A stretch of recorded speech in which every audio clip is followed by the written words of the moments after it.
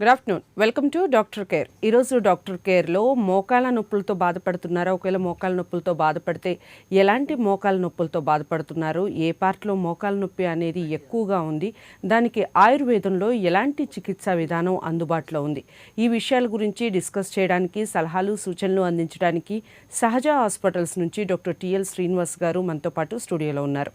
Doctor TL Srinivas గారిని డైరెక్ట్గా contact అవ్వాలి అంటే స్క్రీన్ మీద స్క్రోల్ అవుతున్న నెంబర్స్కి కాల్ చేయండి. Good afternoon sir. మామూలుగా మోకాళ్ళ నొప్పి అనగానే చాలామంది కీళ్ళ వాతం, కీళ్ళ నొప్పులు అంటూ ఉంటారు. అసలు ఈ కీళ్ళ నొప్పులు అంటే ఏమిటి చెప్పండి? యాక్చువల్గా మోకాళ్ళ నొప్పులు, కీళ్ళ నొప్పులు రెండు వేరువేరండి. మోకాళ్ళ నొప్పులు అంటే మోకాలి భాగంలో మాత్రమే అరిగిపోయిన గుజ్జు వలన కానివ్వండి, లేదా ఏదైనా గాయమైనప్పుడు దాని వలన అయ్యే పెయిన్ కానివ్వండి, ఎముకల్లో అరుగుదల అంటే ఎముకల్లో ప్రెషర్ ఎక్కువైపోయినప్పుడు వచ్చే నొప్పి కానీ మామూలుగా మోకాళ్ళ నొప్పులుగా చెప్తాము. కాకపోతే కీళ్ళ వాతం అనేది ఏదైతే మనం యూజ్ చేస్తున్నామో అది రుమటైడ్ ఆర్థరైటిస్కి సంబంధించినటువంటి లక్షణం అండి. రుమటైడ్ ఆర్థరైటిస్ లక్షణము అంటే కీళ్ళ వాతము అని మనం ఎప్పుడైతే మెన్షన్ చేస్తామో దానికి ప్రత్యేకమైన లక్షణాలు ఉంటాయి. First of all rheumatoid arthritis అనేది కీళ్ళవాతం అనేది ఆటో ఇమ్యూన్ డిజార్డర్, అంటే బాడీ లోపల ఇమ్యూనిటీ ఎప్పుడైతే తగ్గిపోతుందో కీళ్ళవాతం వచ్చే ఛాన్స్ ఉంటుంది. కీళ్ళవాతానికి ప్రత్యేకమైన లక్షణాలు ఉంటాయి. అదేంటి అంటే చిన్న చిన్న కీళ్ళన్నీ కూడా ఎక్కువగా పెయిన్ అవ్వడం, ఉదయం లేచిన తర్వాత బాడీ అంతా స్టిఫ్నెస్గా ఉండడము, కొంచెం నడిచి వాకింగ్ చేయడము లేకపోతే కొంచెం మినిమం ఎక్సర్సైజ్ చేసిన తర్వాత బాడీలో రిలాక్స్ అవ్వడం, తర్వాత ఉదయం పూట ఫీవర్ వచ్చినట్టుగా అంటే బాడీలో కొంచెం హీట్ జనరేట్ అయినట్టుగా అనిపించడం, ఈ లక్షణాలు ముఖ్యంగా ఉంటాయి. ఇలాంటి లక్షణాలు కనుక కనిపిస్తే అది కీళ్ళవాతము రుమటైడ్ ఆర్థరైటిస్గా గుర్తించి ఇమ్మీడియట్గా దానికి చికిత్స తీసుకోవాలి. కీళ్ళవాతానికి చికిత్స అనేది ఓన్లీ మెడిసినల్ ద్వారా అయ్యే చికిత్స కాదు. నేను ఇందాక చెప్పాను, కీళ్ళవాతం అనేది ఆటో ఇమ్యూన్ డిజార్డర్, అంటే ఇమ్యూనిటీ తగ్గిపోవడం వల్ల వచ్చింది. అంటే కీళ్ళవాతానికి ట్రీట్మెంట్ చేస్తూ ఆటోమేటిక్గా ఇమ్యూనిటీ బూస్ట్ అయ్యే చికిత్స కూడా చేస్తే కానీ ఈ ట్రీట్మెంట్కి పర్మనెంట్గా సొల్యూషన్ లేదు. కాబట్టి ఈ రెండు చికిత్సలు చేస్తేనే కానీ కీళ్ళవాతం తగ్గుతుంది. కానీ మోకాళ్ళ నొప్పులు అలా కాదు. మోకాళ్ళలో మనము ఏ గాయం వల్ల కానివ్వండి, ఏజ్ ఫ్యాక్టర్ వల్ల కానివ్వండి, అరుగుదల ఏర్పడింది అంటే అది ఏ పొజిషన్లో ఏర్పడింది, ఏ స్టేజ్లో ఉంది, ఎంత అరుగుదల ఉంది, దాన్ని మనం మెడిసిన్స్ ద్వారా ఏ రకంగా ఇంప్రూవ్ చేయొచ్చు, లూబ్రికేషన్ పెంచితే సరిపోతుందా, ఓన్లీ ఎక్సర్సైజ్ చేస్తే సరిపోతుందా, ఇవన్నీ చెక్ చేస్తూ ట్రీట్ చేస్తాం. అలా ట్రీట్ చేయడం వల్ల ఏంటంటే మోకాళ్ళ నొప్పులు పర్మనెంట్గా తగ్గుతాయి. బాడీ వెయిట్ ఎక్కువ ఉందనుకోండి, అంటే ఒబేసిటీ ప్రాబ్లం ఉంది, మనం ఓన్లీ మోకాళ్ళ నొప్పులకు ట్రీట్మెంట్ చేస్తే అంత ఉపయోగకరంగా ఉండదు. అందుకే మేము ఏంటంటే ఫస్ట్ బాడీ వెయిట్ ఎంత ఉంది, తర్వాత అరుగుదలకి కారణాలు ఏంటి, ఈ రకమైన లక్షణాలన్నీ ఎలా ఉన్నాయనేది గ్రహించి వాటికి తగ్గట్టుగా పథ్యం చెప్తూ, అంటే ఏవేవి చేయకూడని పనులు, ఏవేవి తీసుకోవాల్సిన ఆహార పదార్థాలు ఉన్నాయి, మెడిసిన్ ఏ విధంగా వాడుకోవాలి, పైన అప్లికేషన్స్ ఏ విధంగా వాడాలి, ఇవన్నిటి కలగలిపినట్టుగా వాడితే కానీ మోకాళ్ళ నొప్పులన్నిటి పర్మనెంట్గా తగ్గిపోవు. కాబట్టి సహజ ఆయుర్వేదిక్ హాస్పిటల్ నందు పైన ఎక్స్టర్నల్గా వాడడానికి ఆయిల్స్ అన్నీ మేమే ప్రిపేర్ చేస్తున్నాము. తర్వాత మెడిసిన్స్ కూడా హై పొటెన్సీ మెడిసిన్స్ వాడుతున్నాము. వీటన్నిటి వలన పెయిన్ అనేది పర్మనెంట్గా తగ్గిపోతుంది. ఓకే. మామూలుగా సర్జరీ అంటే చాలామంది భయపడుతూ ఉంటారు. మోకాళ్ళకి సంబంధించి కానివ్వండి, ఎక్కడైనా సర్జరీ అనగానే అమ్మో ఆపరేషన్, దానికి ఇన్ని రోజులు రెస్ట్ తీసుకోవాలి, ఆ తర్వాత తగ్గుతుందా లేదా, ఇలాంటివి భయాలు చాలా ఉంటూ ఉంటాయి డాక్టర్ గారు. అయితే మామూలుగా మీరు సహజ హాస్పిటల్ ద్వారా ఆయుర్వేదంలో ఎలాంటి సర్జరీ లేకుండా ఎలా ఉంటుంది ట్రీట్మెంట్ విధానం, దాని గురించి? యాక్చువల్గా సర్జరీ అనేది మేము సజెస్ట్ చేస్తామండి 5th స్టేజ్, అంటే 4th or 5th స్టేజ్లో చాలా డ్యామేజ్ జరిగిపోయి కంప్లీట్గా 2 ఎముకలు తగిలిపోతూ ఉన్నప్పుడు మాత్రమే మేము సర్జరీకి ప్రిఫర్ చేస్తాము. కానీ ఏంటంటే మెడిసినల్ ద్వారా మన ప్రైమరీ స్టేజ్ నుంచి 4th స్టేజ్ వరకు, అంటే 3rd 4th స్టేజ్ వరకు కూడా చాలా వరకు లూబ్రికేషన్ పెంచితే మోకాళ్ళలో అరుగుదల ఇంప్రూవ్మెంట్ కాకుండా చూసుకుంటూ లూబ్రికేషన్ పెంచితే పెయిన్ అనేది తగ్గిపోతుంది. అంటే వాళ్ళ రోజువారీ వర్క్స్లో పెయిన్ లేకుండా ఉంటుంది. యాక్చువల్గా ట్రీట్మెంట్ అంటే ఏంటి అంటే నొప్పి లేకుండా ఉండడం, అంటే పెయిన్ కిల్లర్స్ ద్వారా కాదు, ఏదైతే లూబ్రికేషన్ పెరిగి పెయిన్ తగ్గుతుందో అది మాత్రమే పర్మనెంట్గా ట్రీట్మెంట్ అవుతుంది. కాబట్టి లూబ్రికేషన్ పెంచుతూ మనం ట్రీట్ చేస్తాం కాబట్టి ఆటోమేటిక్గా పెయిన్ అనేది తగ్గిపోతూ ఉంది. దీని ద్వారా ఏంటంటే సర్జరీని అవాయిడ్ చేయొచ్చు. కాలర్ ఉన్నారు డాక్టర్ గారు, కాలర్ని తీసుకుందాం. సుబ్రహ్మణ్యం గారు వినుకొండ నుంచి. హలో, నమస్తే అండి. మోకాళ్ళకి సంబంధించి మీకు ఏ సమస్య ఉందండి? డాక్టర్ గారు ఉన్నారు, టిఎల్ శ్రీనివాస్ గారు, చెప్పండి. మోకాళ్ళ నొప్పులు ఉండి ఈ మధ్య ఆపరేషన్ చేయించానండి. ఓకే, సర్జరీ చేయించాను సార్. ఓకే, అదే ఒక కాలు నొప్పికి ఒక కాలు నొప్పిగా ఉంది సార్ ఇది. ఓకే. ఫిజియోథెరపీ చేయించారా సర్జరీ తర్వాత? చేయించాను సార్. ఓకే. అయినా కానీ పెయిన్ అనిపిస్తుందా?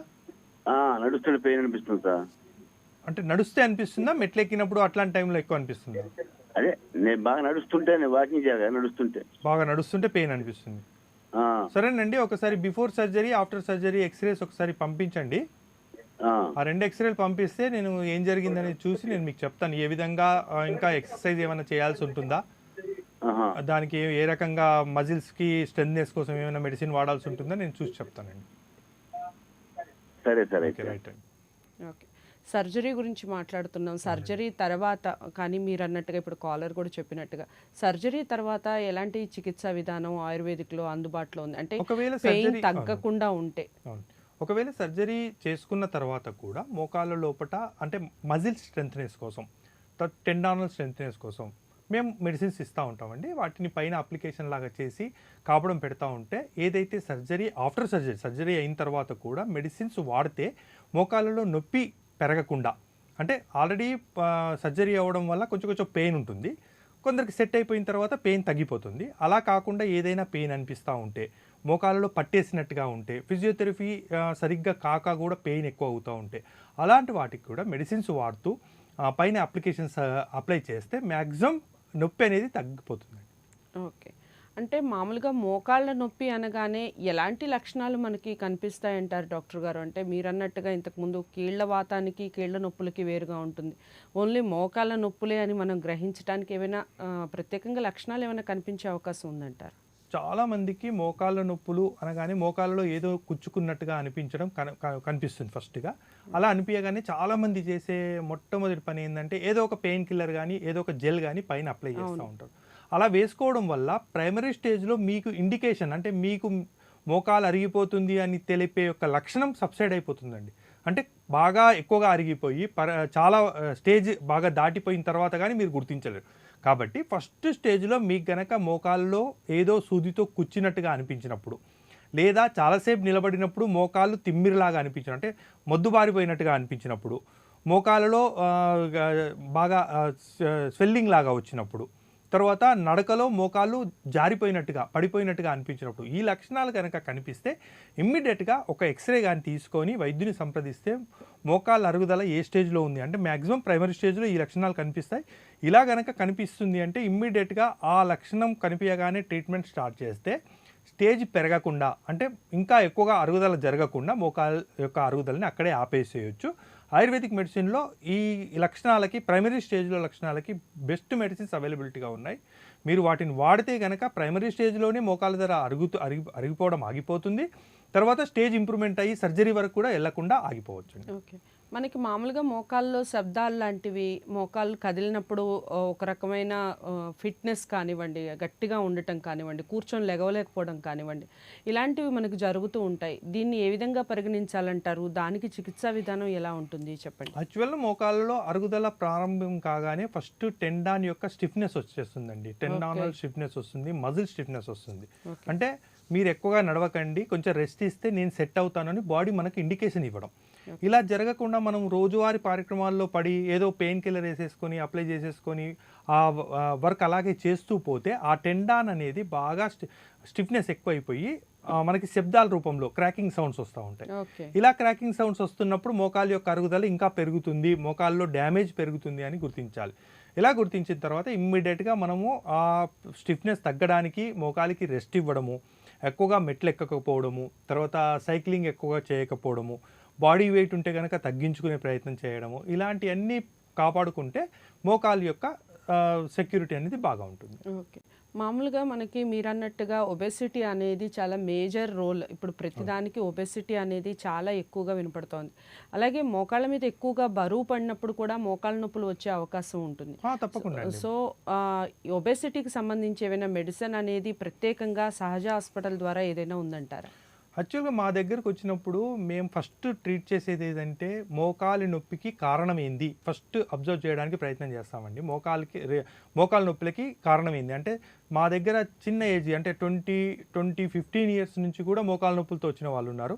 70, 75, 80 ఇయర్స్ వరకు కూడా మోకాలతో వచ్చారు. అంటే ఏజ్ ఫ్యాక్టర్ ఫస్ట్ చూస్తాం. అంటే వీళ్ళకి మోకాలు నొప్పులు వచ్చే ఛాన్సెస్ ఉన్నాయా, లేదు. అంటే చిన్న ఏజ్లో ఉన్నారు, అరుగుదల లేదు, అయినా మోకాలు నొప్పులు వచ్చాయి, ఎందుకు వచ్చాయి, రీజన్ ఏంది, అంటే వాళ్ళ యొక్క జాబ్ వర్క్ ఏంది, ఏం చేస్తుంటారు, అలా ప్రతి కారణాన్ని గమనించి వారికి మోకాలు నొప్పులు రావడానికి కారణం ఏంది ఫస్ట్ అబ్జర్వ్ చేస్తాం. తర్వాత రీజన్ని ఫస్ట్ కారణంని మనం అవాయిడ్ చేయాలి. అంటే బాగా మెట్లెక్కే వర్క్ ఉంది, వాళ్ళకి మోకాలు నొప్పులు వచ్చాయి చిన్న ఏజ్లో, అంటే మెట్లు ఎక్కడం ఎక్కువగా జరిగినందువలన మోకాలు నొప్పులు వస్తున్నాయి అని అబ్జర్వ్ చేసి వారికి ఆ పథ్యాన్ని చెప్తామండి. అలా రీజన్ని ఫస్ట్ గమనించి మోకాలు నొప్పులకి కారణాన్ని అన్వేషించి అప్పుడు ట్రీట్ చేస్తాం. అయితే ఒబేసిటీ వలన మోకాలు నొప్పులు వస్తాయా అంటే తప్పకుండా వస్తాయి. ఎందుకంటే మన హైట్ ఎంత ఉందో దానికి తగ్గట్టుగా వెయిట్ మాత్రం ఉండాలి. అలా ఉన్నప్పుడు మాత్రమే మన మోకాళ్ళ పైన ప్రెషర్ జీరో, అంటే ఎప్పుడైతే ఒక స్టిక్ పైన ఇంకో స్టిక్ని నిలబెట్టినప్పుడు గ్రావిటీకి ఈక్వల్గా అంటే జీరో గ్రావిటీలో నిలబెడితే ఆ రెండు స్టిక్స్ ఒకదానిపైన ఒకటి నిలబడగలుగుతాయి.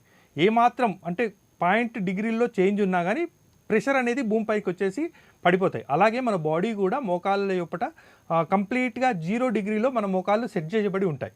ఎప్పుడైతే బాడీ వెయిట్ ఎక్కువగా అవుతుందో మోకాళ్ళలో వెయిట్ అనేది జీరో కాకుండా ఒత్తిడి పెరిగి మోకాళ్ళు అతుక్కుపోతాయి. అతుక్కపోయినప్పుడు వెయిట్ అనేది మడమల్లోకి వచ్చేస్తుంది. అందుకే బాగా వెయిట్ ఉన్న వాళ్ళు చూడండి, కొంచెంసేపు నిలబడ్డా, ఎక్కువసేపు నడిచినా, కొంచెం వర్క్ చేసినా వాళ్ళ మడిమల్లో నొప్పి వచ్చేస్తుంది. ఈ మడిమల్ల నొప్పి కారణం ఏంటి అంటే వెయిట్ ఎక్కువగా ఉండడమే మెయిన్ కారణము.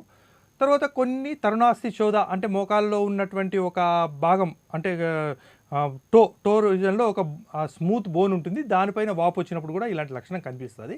మెయిన్గా వెయిట్ ఎక్కువ ఉంటే ఆ లక్షణం వచ్చే ఛాన్స్ ఉంది. కాబట్టి వెయిట్కు ట్రీట్మెంట్ చేయాలి. అంటే ఓన్లీ వెయిట్ ట్రీట్మెంట్ చేయాలంటే ఎక్సర్సైజ్ చేయమని చెప్తాం. ఎక్సర్సైజ్ చేయడానికి వీలు లేదు, మోకాల్లో నొప్పులు ఉన్నాయి. కాబట్టి మా సహజ ఆయుర్వేదిక్ హాస్పిటల్లో మేము ట్రీట్ చేసే విధానం ఏంటంటే మొట్టమొదట మోకాళ్ళలో నొప్పులు తగ్గించడానికి ప్రయత్నం చేస్తాం. ఒక 1-2 మంత్స్లో మోకాళ్ళ నొప్పులు కంట్రోల్లోకి వచ్చాక రోజు ఎక్సర్సైజెస్ తర్వాత వాకింగ్ ఇది చేయిస్తూ ఉంటాం. అప్పుడు మనం వెయిట్ లాస్ కోసం మెడిసిన్ ఇస్తామండి. అంటే 2 ట్రీట్మెంట్లు, మోకాళ్ళ నొప్పులు ట్రీట్మెంట్ జరుగుతూ ఈక్వల్గా వెయిట్ లాస్ ట్రీట్మెంట్ జరిగితే కానీ ఈ మోకాళ్ళ నొప్పులు పర్మనెంట్గా తగ్గవు. కాబట్టి వెయిట్ లాస్ కూడా ట్రీట్ చేస్తాం. కాకపోతే మోకాళ్ళలో ఎనర్జీ వచ్చి వాళ్ళు ఎక్సర్సైజ్ చేయడానికి అనుకూలంగా అయిన తర్వాత వెయిట్ లాస్కి ట్రీట్ చేస్తాం. ఇలా ట్రీట్మెంట్ ఒక ప్రొసీజర్ ప్రకారం ట్రీట్ చేస్తే కానీ మోకాళ్ళ నొప్పులు పర్మనెంట్గా తగ్గవు. ఓకే. మామూలుగా ఎన్నో హాస్పిటల్స్ ఉండంగా ఎప్పుడు ప్రతివారం మనం మాట్లాడుకున్నట్టే ఎన్నో హాస్పిటల్స్ ఉండంగా సహజ హాస్పిటల్కే అసలు ఒక పేషెంట్ ఎందుకు రావాలి? ముఖ్యంగా మోకాళ్ళ నొప్పులకు సంబంధించి ఈ మధ్య కాలంలో ఎక్కువగా అందరూ సఫర్ అవుతూ ఉన్నారు.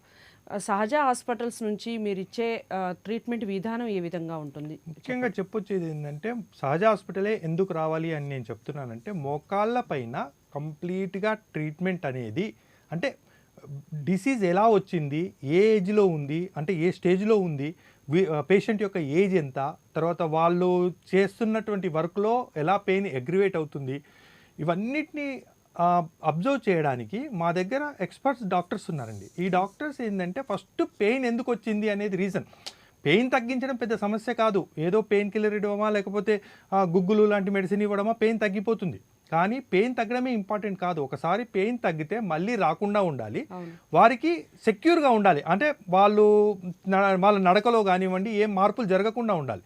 ఇలా ట్రీట్ చేసి ఫస్ట్ పెయిన్ రావడానికి రీజన్ ఏంటి? చాలామందికి మలబద్ధకం ఉంటుంది, మలబద్ధకం వల్ల బాడీలో పెయిన్స్ వస్తూ ఉంటాయి, మోకాళ్ళ నొప్పులు వస్తూ ఉంటాయి.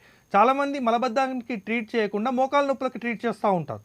మోకాళ్ళ నొప్పులకు ట్రీట్ చేస్తే మెడిసిన్ చాలామంది చేసే కాంప్లైంట్ ఏంటంటే మెడిసిన్స్ వేసుకున్నన్ని రోజులు తగ్గిపోతుందండి, వదిలిపెట్టిన తర్వాత మళ్ళీ 15 రోజుల్లో మాకు పెయిన్స్ వచ్చేస్తూ ఉన్నాయి. అంటే బాడీ ప్యూరిఫికేషన్ అవ్వట్లేదు, బాడీలో ఉన్నటువంటి వాత టాక్సిన్ ఏదైతే ఉందో అది బాడీ నుంచి రిమూవ్ అవ్వట్లేదు. కానీ మా దగ్గర మొట్టమొదటగా మేము గమనించే కారణం ఏంటంటే అసలు మోకాళ్ళ నొప్పులు రావడానికి బాడీలో ఉన్నటువంటి కారణాలు ఏంటి, అవి ఏ స్టేజ్లో ఉన్నాయి, అవి రావడానికి బయట నుంచి ఎన్విరాన్మెంట్స్ ఏ విధంగా ప్రోత్సహిస్తున్నాయి, వాళ్ళ యొక్క వర్క్ ఏంది, తర్వాత వాళ్ళు తీసుకునే ఆహార పదార్థాల్లో ఏమేమి మోకాళ్ళ నొప్పులని అగ్రివేట్ చేసే కారణాలు టాక్సిన్స్ ఉన్నాయి.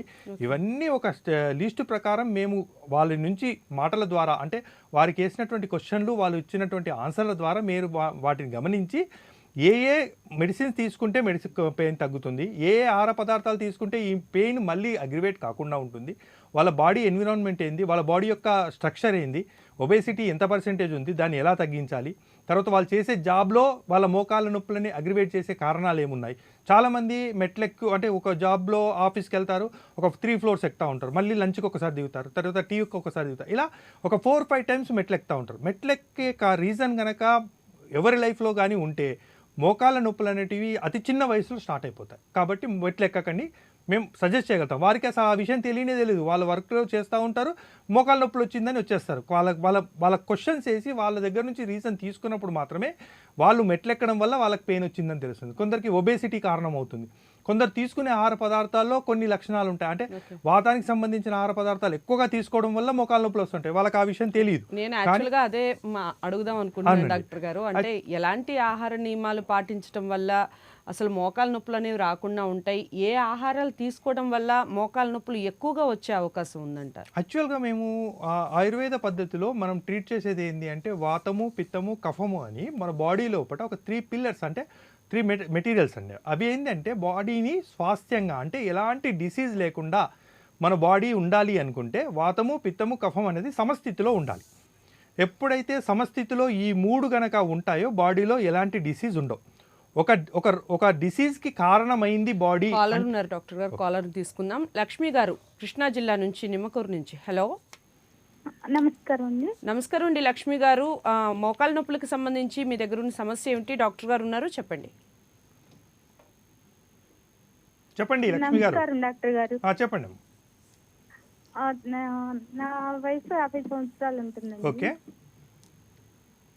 నాకు 10 సంవత్సరాల నుంచే మోకాళ్ళ నొప్పులు బాగా వస్తా. అంటే మీ వయసు 10 సంవత్సరాలు ఉన్నప్పటి నుంచా, లేకపోతే లాస్ట్ 10 ఇయర్స్ నుంచా? ఇప్పుడు 10 సంవత్సరాల ముందు నుంచి. ఓకే. ఎక్స్రే ఏమైనా తీయించారా? ఎక్స్రే ఏం చేయించలేదు. ఏం వాడుతున్నారండి మరి? 10 సంవత్సరాల నుంచి మీరు మోకాళ్ళ నొప్పులను ఏ విధంగా ట్రీట్ చేస్తున్నారు? నడవలేనప్పుడు ఇక్కడ బందర్లో చింతకుంట పాలెం ఉందండి. ఓకే. అక్కడ పట్టీలు వేస్తారు, ఆ పట్టీలు వేయించుకుంటాను. అప్పుడు కొన్ని రోజులు తగ్గుతుంది, మళ్ళీ వచ్చేస్తుంది. నేను బైక్ మీద నుంచి కూడా పడ్డాను. ఓకే. ఎక్కువైపోయింది. మా చెల్లి కూడా అదే అని టాబ్లెట్లు వాడుతూ ఉంటారండి హాస్పిటల్కి వెళ్ళి. ఓకేనండి. లేదండి, యాక్చువల్గా మోకాళ్ళలో నొప్పులు రావడానికి నేను ఫస్ట్ నుంచి అదే చెప్తున్నాను. మోకాళ్ళలో నొప్పులు రావడానికి కారణాన్ని గనక మనం తెలుసుకోలేకపోతే మోకాళ్ళ నొప్పుల్ని పర్మనెంట్గా ట్రీట్ చేయడం అనేది ఇంపాసిబుల్ అండి. ఎందుకు వచ్చింది అనే కారణం తెలుసుకుంటే అప్పుడు ట్రీట్మెంట్ చేయడం చాలా సులభం. అరిగిపోయినాయి అని చెప్తున్నారు. అదేనండి, అవునండి, మీ ఏజ్ 50 ఇయర్స్, అరగడానికి కారణం ఏంది? మీరు ఆల్రెడీ 10 ఏళ్ళ నుంచి వస్తుంది, అంటే మీ 40 ఏజ్లోనే మీ మోకాళ్ళు అరిగిపోయినాయి. కారణం ఏంది? ఏంటండి? ఇంకా ముందు నుంచే వస్తుంది. అదే చెప్తున్నాను, మీకు చిన్న వయసులో మోకాళ్ళు అరిగిపోవడానికి రీజన్ ఏంది? ఇది మేము గమనించాల్సిన విషయం. ఫస్ట్ డాక్టర్ గారికి మీరు క్వశ్చన్కి ఆన్సర్ చెప్తా ఉంటే అప్పుడు ఎందుకు మీకు 10 ఏళ్ళ క్రితము 15 ఏళ్ళ క్రితమే మీ మోకాళ్ళు అరిగిపోవడానికి కారణం ఉంది, మీరు వెయిట్ ఎంత ఉన్నారు, ఇవన్నీ కనుక తీస్తే అప్పుడు మీకు యొక్క రీజన్ తెలుస్తుందండి. దాన్ని బట్టి మనం ట్రీట్ చేశామంటే మోకాళ్ళ నొప్పులు అనేటివి రూట్ నుంచి అంటే పర్మనెంట్గా సబ్సైడ్ అవుతాయి. అలా కాకుండా ఏదో మోకాళ్ళ నొప్పులు వచ్చినాయి, మెడిసిన్ ఇచ్చేస్తున్నాం, తగ్గిపోతుంది, మళ్ళీ ఆపేసిన తర్వాత మళ్ళీ వస్తుంది అంటే అలాంటి ట్రీట్మెంట్ చేయడం మా సహజ ఆయుర్వేదిక్ హాస్పిటల్ నందు కుదరదు. మేము తప్పకుండా మోకాళ్ళ నొప్పులకి రీజన్ ఏంది, ఎందుకు వచ్చాయి, అవి పర్మనెంట్గా తగ్గడానికి మనం ఏ విధంగా సహాయపడగలుగుతాం, ఇది మాత్రమే మేము మా సహజ ఆయుర్వేదిక్ హాస్పిటల్ నందు ట్రీట్ చేస్తున్నాము. మీరు వీలుంటే ఒకసారి మీ ఎక్స్రేస్, మీ రిపోర్ట్స్, తర్వాత బ్లడ్ రిపోర్ట్స్, మీ క్రియాటినిన్ లెవెల్స్ ఎంత ఉన్నాయి, యూరిక్ యాసిడ్ లెవెల్స్ ఎట్లా ఉన్నాయి, ఇవన్నీ కనుక మీరు ఒక్కసారి నాకు రిపోర్ట్స్ పంపించగలిగితే వాటిని చూసి కారణం ఏంది మీకు మేము మెడిసిన్ కూడా బై పోస్ట్ ద్వారా కూడా పంపిస్తాము. మీరు 1 నెల వాడిన తర్వాత ఆ మెడిసిన్ యొక్క లక్షణం ఏంది, మీకు ఎలా తగ్గింది, మళ్ళీ ఎన్ని రోజులు వాడాల్సి ఉంటుంది, మీ ఎక్స్రేలో ఏమి రిపోర్ట్స్ ఉన్నాయి, అవన్నీ మీకు కారణాలు నేను వాట్సాప్ ద్వారా మీకు షేర్ చేస్తానండి. ఓకే డాక్టర్ గారు, మనం ఆహార నియమాల గురించి మాట్లాడుతున్నాము. ఎలాంటి ఆహార నియమాలు పాటించడం ద్వారా అసలు ఈ మోకాళ్ళ నొప్పులు అనేవి, అంటే ఏ ఆహారం ఎక్కువగా తీసుకోవడం వల్ల మోకాళ్ళ నొప్పులు వచ్చే అవకాశం ఉందంటారు? యాక్చువల్గా మన బాడీలో ఎప్పుడైనా సరే నొప్పికి కారణము వాతం అని మనము డిసైడ్ చేస్తాం. ఓకే. వాతము మెయిన్ కారణం. అంటే వాతము ఉంచ స్థితికి పెరిగినా కానీ, వాతము క్షయం జరిగినా కానీ, అంటే పెరుగుదల జరిగినా తగ్గుదల జరిగినా బాడీ లోపల స్టిఫ్నెస్, నొప్పి, కీళ్ళలో పట్టేసినట్టుగా ఉండడము, కీళ్ళలో పోట్లు, తర్వాత కీళ్ళలో మంటలాగా అనిపించడం, ఈ లక్షణాలన్నీ కనిపిస్తూ ఉంటాయి. అంటే మేము ట్రీట్ చేసేది ఏంటంటే నొప్పి అనగానే నొప్పికి ట్రీట్మెంట్ ఇవ్వమండి. మేము జరిగేది ఏంది, వాతం పెరిగిందా తగ్గిందా, తగ్గడం వల్ల ఈ నొప్పులు వస్తున్నాయా, వాతం పెరగడం వల్ల నొప్పులు వస్తున్నాయి, వాతం పెరగడం వల్ల నొప్పులు వస్తున్నాయి అంటే వాత క్షమం కోసము, అంటే వాతం సమస్థితికి తీసుకురావడానికి మనం వాడుతున్నటువంటి మెడిసిన్ ఏంటి, ఆ మెడిసిన్ ఇవ్వడం వల్ల వాతాన్ని సమస్థితికి తీసుకురచ్చే ప్రయత్నం చేస్తాం.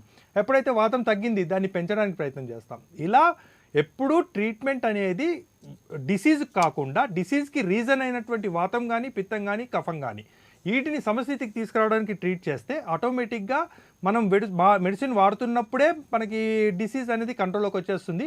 ఒక్కసారి సమస్థితికి వచ్చినటువంటి వాతపిత్త కఫాలు మనం మళ్ళీ పత్యాలు అంటే మనం తీసుకోకూడని ఆహార పదార్థాలు మళ్ళీ ఎక్కువ తీసుకోవడం అలాంటివి చేయనంత వరకు మళ్ళీ రాదు. అందుకే ఆయుర్వేదంలో ఒక నానుడు ఏంది అంటే, ఒకసారి ఆయుర్వేదంలో గనక నొప్పులకు తగ్గితే అంటే డిసీజ్ తగ్గితే మళ్ళీ రాదు. మళ్ళీ రాకపోవడానికి కారణం ఏంది అంటే మన బాడీలో ఉన్నటువంటి వాతపిత్తాలు సమస్థితిలో ఉండాలండి.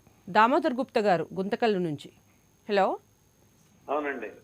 నమస్కారం అండి దామోదర్ గుప్తా గారు. మీకు ఎలాంటి సమస్య ఉందండి? మోకాళ్ళకి సంబంధించి చెప్పండి. అవునండి, మోకాళ్ళ నొప్పులే ఉన్నాయండి. ఇప్పుడు స్టార్ట్ అయినాయి ఈ మధ్యనే. ఎన్ని రోజుల నుంచి ఉన్నాయండి? దాదాపు ఒక 6 months అయింది. ఓకే. పెరుగుతా ఉన్నాయి. మీ వయసు ఎంత అండి? 74. వెయిట్ ఏమైనా ఎక్కువ ఉంటారా? లేదండి, ఓకే, చాలా ఎక్కువ లేదు, 75 kg. ఓకే. అయితే యాక్చువల్గా మనకి డీజనరేషన్ ప్రాసెస్ అనేది 55-60 ఏజ్ నుంచి జరుగుతుంది. అయితే దీనిలో నేను చెప్పేది ఏంటంటే, డీజనరేషన్ ప్రాసెస్ జరుగుతుంది బాడీలో. మీరు 75 ఏజ్ అంటే మీ 75 ఏజ్కి తగ్గట్టుగా మోకాళ్ళ అరుగుదల ఉంటుంది ఖచ్చితంగా. అలా ఉంటే మీకు పెయిన్ ఎక్కువగా అనిపించదు. కానీ ఒకవేళ ఎక్కువగా అనిపిస్తుందంటే అరుగుదల మీ ఏజ్ కంటే కూడా ఎక్కువగా ఉండొచ్చు. ఒకవేళ ఈక్వల్ అంటే మీ ఏజ్కి తగ్గట్టుగా అరుగుదల ఉంటే మనము బూస్టింగ్ ఓన్లీ మజిల్ స్ట్రెంత్నెస్ కోసము, టెండాన్ స్ట్రెంత్నెస్ కోసము మీ రెగ్యులర్ వర్క్లో డిస్టర్బెన్స్ కలగకుండా ఎక్స్టర్నల్ ఆయిల్స్ అండ్ టాబ్లెట్స్ ఇస్తాము. ఒకవేళ దానికంటే ఎక్కువగా అరుగుదల ఉంటే లూబ్రికేషన్ పెంచడానికి మెడిసిన్ ఇస్తాము. ఇలా ట్రీట్ చేస్తే కనుక మీ నొప్పి అనేది పర్మనెంట్గా తగ్గిపోతుంది. రైట్. ఓకే. మామూలుగా మీరు మెడిసిన్ ఇచ్చినప్పుడు, ఆయుర్వేదంలో మెడిసిన్ ఇచ్చినప్పుడు ఏ స్టేజెస్లో ఉన్నప్పుడు ఎలాంటి ఆహారాన్ని తీసుకోవాలి అనే సజెషన్స్ ఇస్తూ ఉంటారా? దాని గురించి చెప్పండి. యాక్చువల్గా అండి మనము స్టేజ్ వైజ్గా ట్రీట్మెంట్ అనేది మనం ఫస్ట్ నుంచి 3rd స్టేజ్ వరకు మెడిసినల్ ట్రీట్మెంట్ చేస్తాము. అంటే ఓన్లీ ఇంటర్నల్ మెడిసిన్స్ వేసుకోవడము, ఎక్స్టర్నల్గా అప్లికేషన్ చేయడం, ఇట్లాంటి మెడిసిన్స్ ద్వారా ట్రీట్ చేస్తాము. 4th, 3rd, 4th, 5th stage అంటే 3rd ఎండింగ్ స్టేజ్ కానివ్వండి, 4th స్టేజ్ కానివ్వండి, ఇంకా complete surgery stage 5th stage కానివ్వండి, ఈ స్టేజ్లో మేము పంచకర్మ ట్రీట్మెంట్ ఒకటి చేస్తామండి. ఈ పంచకర్మ ట్రీట్మెంట్లో జానువస్తి చికిత్సలు కనుక చేస్తే మోకాలు లోపల గుజ్జుని ఇంప్రూవ్మెంట్ చేయొచ్చు, తర్వాత లూబ్రికేషన్ పెంచవచ్చు, మజిల్ స్ట్రెంథెన్ చేయొచ్చు, టెండానల్ స్ట్రెంథెన్ చేయొచ్చు. ఈ రకమైన చికిత్సలు చేస్తాం. అంటే కొన్నిసార్లు 2 ట్రీట్మెంట్లు కూడా అంటే సైమల్టేనియస్గా పంచకర్మ చికిత్స చేస్తూ మెడిసినల్ ట్రీట్మెంట్ కూడా చేస్తాం. ఇలా పేషెంట్ యొక్క కండిషన్ బట్టి, పేషెంట్ యొక్క స్టేజ్ని బట్టి మేము డిసైడ్ చేస్తామండి. అయితే తీసుకోవాల్సిన ఆహార పదార్థాల గురించి మాట్లాడితే మోకాళ్ళలో అరుగుదల వచ్చిన దానికి కారణం ఏంది అనే దాన్ని బట్టి మాత్రమే పథ్యం ఉంటుంది. డిసీజ్కి కంప్లీట్గా అంటే మోకాళ్ళ అరుగుదలకి ఈ పథ్యం ఉంటుంది, నడుముల్లో నొప్పికి ఈ పథ్యం ఉంటుంది అనేది సపరేట్గా ఒక డిసీజ్కి పథ్యం లాంటిది ఏమి ఉండదు. వచ్చిన కారణం ఏంది? కొందరికి చలి ఎక్కువైతే పెయిన్ వస్తుంది, కొందరికి తీసుకునే ఆహార పదార్థాల వల్ల పెయిన్ వస్తుంది, కొందరు తను చేసే ఎన్విరాన్మెంటల్ వర్క్స్ అంటే తను చేసే జాబ్ వర్క్ వలన పెయిన్ వస్తుంది. ఇలా దేని వల్ల వచ్చిందో గమనించి వారికి ఆ రకమైన పథ్యం చెప్తే మాత్రమే అది కంటిన్యూ అవుతుంది. కాబట్టి దీనిలో ఈ పదార్థాలు తీసుకుంటే మోకాలు స్ట్రెంత్ ఉంటుంది, ఈ పదార్థాలు తీసుకుంటే మోకాలు గుజ్జు అరిగిపోతుందని చెప్పడానికి ప్రత్యేకంగా ఆహార పదార్థాలు ఏమి ఉండవు. పేషెంట్ యొక్క కండిషన్ బట్టి మాత్రమే మనం పథ్యం డిసైడ్ చేస్తాం. ఓకే. మామూలుగా సహజ హాస్పిటల్కి వచ్చేటప్పుడు మోకాల నొప్పులకు సంబంధించి ఏమైనా టెస్టులు చేయించుకోవాలంటారా డాక్టర్ గారు? ఏ టెస్ట్ లేకుండా మీరు వచ్చాక ఆఫ్టర్ ప్రిస్క్రైబ్డ్ అంటే ఎగ్జామినేషన్ అయ్యాక ఏమైనా టెస్టులు రాసే అవకాశం ఉందంటారా? దాని గురించి యాక్చువల్గా నేను చెప్పొచ్చేది ఏంటంటే ప్రైమరీ స్టేజ్లో ఆయుర్వేదిక్ హాస్పిటల్ని ఎవరు సంప్రదించట్లేదు. నేను దీని గురించి చాలా బాధపడుతున్నాను. ఎందుకంటే ప్రైమరీ స్టేజ్లో కనుక వస్తే ఆ డిసీజ్ అగ్రివేట్ కాకుండా స్టేజ్ దాటకుండా మనం ప్రైమరీ స్టేజ్లో చికిత్స చేసి డిసీజ్ పెరగకుండా కాపాడగలుగుతాం.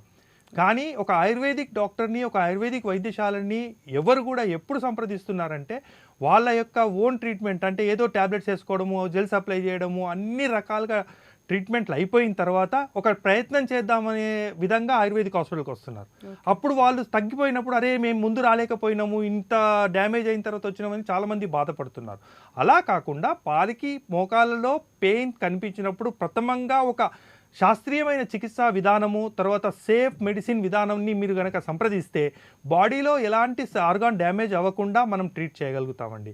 కాబట్టి మ్యాక్సిమం ప్రైమరీ స్టేజ్లో రావడానికి ప్రయత్నించండి. కాబట్టి మీరు రిపోర్ట్స్ గురించి అడిగారు. అయితే మా దగ్గరకు వచ్చే పేషెంట్ అందరూ క్రానిక్ అంటే చాలా రోజులు మెడిసిన్స్ వాడి అన్ని రిపోర్ట్స్ చేయించుకొని, ఎంఆర్ఐలు చేయించుకొని, అన్నీ చేయించుకున్న తర్వాత ఒక ట్రయల్గా మా దగ్గరకు వస్తున్నారు. ఎప్పుడైతే మేము దాన్ని సక్సెస్ చేస్తామో అప్పుడు వాళ్ళు ఆశ్చర్యపోతున్నారు, ఏంది ఇన్ని రోజుల నుంచి మేము మెడిసిన్ వాడినా తగ్గలేదు, మాకు ఇన్ని టెస్టులు చేసినాము, కానీ ఇక్కడికి వచ్చిన తర్వాత మేము ఇంత మంచి రిజల్ట్స్ సాధించాము, అయ్యో ఇది ముందే వస్తుంటే బాగుండేది అని చాలామంది ఆశ్చర్యపోతున్నారు. అలాగే నేను చెప్పేది ఏంటంటే, ప్రథమంగా నొప్పి అనిపించినప్పుడు ఒక ఆయుర్వేద డాక్టర్ను సంప్రదించి తగ్గకపోతే మీరు వేరే ట్రీట్మెంట్కి వెళ్ళండి, అప్పుడు మీకు తెలిసిపోతుంది. కానీ ప్రథమ స్టేజ్లో కనుక ఒక శాస్త్రీయమైన మెడిసిన్ని మీరు ట్రై చేస్తే తప్పకుండా మీ ట్రీట్మెంట్ అనేది కంప్లీట్ అవుతుంది, బాడీలో ఏ ఆర్గాన్ డ్యామేజ్ అవ్వదు, ఫర్దర్గా వచ్చే డిజార్డర్స్ ఏమీ జరగవు. కాబట్టి మీరు రిపోర్ట్స్ ఉంటే తీసుకురండి, లేదంటే డాక్టర్ గారిని కలిసిన తర్వాత ఏ రకమైన రిపోర్ట్స్ అవసరపడతాయి. ఆయుర్వేద విధానంలో ప్రత్యేకంగా మేము రిపోర్ట్స్ పైన ఆధారపడము. మేము ఒక నాడీ పరీక్ష ద్వారా మేము డిసీజ్ని కనుక్కోవడం కానీ, క్వశ్చన్ అండ్ ఆన్సర్ వేసి మేము డిసీజ్ని కనుక్కోవడము, మీరు చెప్పినటువంటి లక్షణాలను బట్టి మేము డిసీజ్ని కనుక్కోవడం, వీటిపైన మేము ఎక్కువగా ఆధారపడతాము. కాబట్టి మాకు ఎక్కువగా రిపోర్ట్స్ అవసరపడవు. మేము ఓన్లీ మీరు ఉన్న రిపోర్ట్స్ ఏమైనా ఉంటే చూపిస్తే వాటిని చూసి మేము అనుకున్న డిజార్డర్ ఉందా లేదా అని ఒక కన్ఫర్మేషన్ కోసమే మేము రిపోర్ట్స్ వాడతాం. కానీ మీరు డైరెక్ట్ వచ్చేస్తే మేము మాట్లాడే మీ డిసీజ్ ఎలా ఉంది, ఎంత ఉంది, ఎట్లుంది అనేది మేము గమనిస్తాం. ఓకే డాక్టర్ గారు, ఫైనల్గా చెప్పండి, అంటే సహజ హాస్పిటల్స్ నుంచి ఏమైనా కొత్తగా ప్రోడక్ట్స్ కానీ, సహజ హాస్పిటల్ నుంచి ప్రత్యేకమైన వైద్యం కానీ ఏదైనా అందుబాటులో ఉందంటారా? మా దగ్గర వచ్చేసి మెడిసినల్ ట్రీట్మెంట్, పంచకర్మ ట్రీట్మెంట్ నేను ఇందాక చెప్పాను. మేము ఈ మధ్య ఒకటి పైలాన్ కిట్ అనేది మనము పైల్స్ ప్రాబ్లం గురించి చాలామంది చాలా రకాలుగా బాధపడుతూ ఉన్నారు. బ్లీడింగ్ పైల్స్ కానివ్వండి, నాన్ బ్లీడింగ్ పైల్స్ కానివ్వండి, ఇంటర్నల్ పైల్స్ కానివ్వండి, ఎక్స్టర్నల్ పైల్స్ కానివ్వండి, తర్వాత ఫిషర్ కానివ్వండి, వీటికి డైరెక్ట్గా వాడుకోవడానికి అంటే ఎలాంటి సైడ్ ఎఫెక్ట్స్ లేని విధానం ద్వారా, అంటే ఎలాంటి సైడ్ ఎఫెక్ట్స్ లేని మెడిసిన్, తర్వాత ఎక్స్టర్నల్ అప్లై చేసుకోవడానికి ఒక మెడికేటెడ్ ఆయిల్, ఇంటర్నల్గా వాడడానికి మెడిసిన్, వీటన్నిటితో మేము ఒక పైలాన్ కిట్ అనేది మేము లాంచ్ చేసామండి. పైల్స్కి సంబంధించిన, ఫిషర్కి సంబంధించిన ఎలాంటి ప్రాబ్లం ఉన్నా ఒక్కసారి ఒక కిట్ వాడి చూడండి, మీరు ఒక కిట్లోనే సాటిస్ఫైడ్ రిజల్ట్స్, అంటే బాగా ఉంది అంటే ఇది ఇంకా ఎన్ని రోజులు వాడాలి అని మీరు ఒక్కసారి డాక్టర్ని కన్సల్ట్ అవ్వాల్సిన అవసరం వస్తుంది. మీరు ఒక్క కిట్ ప్రత్యేకంగా వాడి చూస్తే డిసీజ్లో ఎంత తగ్గుదల ఉంది అనేది మీకు తెలుస్తుంది. ఒక్కసారి మీరు పైలాన్ కిట్ గురించి ట్రై చేయండి. పైల్స్ ఉన్నవాళ్ళు, అంటే bleeding, non bleeding, internal, external and fissure, వీటికి సంబంధించిన ఏది ఉన్నా ఒక పైలాన్ కిట్ వాడి చూస్తే మీకు తప్పకుండా సాటిస్ఫైడ్ రిజల్ట్స్ సాధిస్తారండి 1 monthలో. ఓకే, సహజ హాస్పిటల్స్ నుంచి మోకాళ్ళకి సంబంధించి, అలాగే వైద్య విధానం కానివ్వండి, ఆయుర్వేదంలో ఎలాంటి వైద్య విధానం ఉంది అనేది చాలా చక్కగా వివరించారు డాక్టర్ గారు. ఇది ఇవాల్టి డాక్టర్ కేర్. రేపటి డాక్టర్ కేర్లో మళ్ళీ కలుసుకుందాం. అంతవరకు సెలవు, నమస్తే.